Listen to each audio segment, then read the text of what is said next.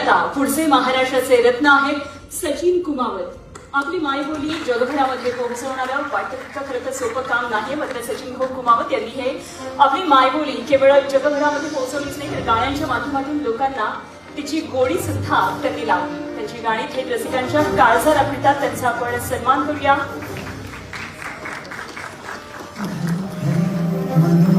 आणि गाण्यांचे किंग सचिन कुमावत. सचिन, मी आपल्याला विनंती करतो आपण आपलं मनोगत व्यक्त करा. सर्वप्रथम मी हा पुरस्कार मला दिला त्याबद्दल मी चोवीस खूप मनापासून आभार व्यक्त करतो. आणि आज 20 वर्षाची मेहनत कुठेतरी फळाला येते आणि माझ्या ऐराणी मायबोलीला खूप चांगल्या स्टेजवर स्थान भेटते. आणि हा पुरस्कार मी माझ्या ऐराणी मायबोलीला आणि माझ्या सचिन कुमावत युट्यूब चॅनलवर प्रेम करणाऱ्या सर्व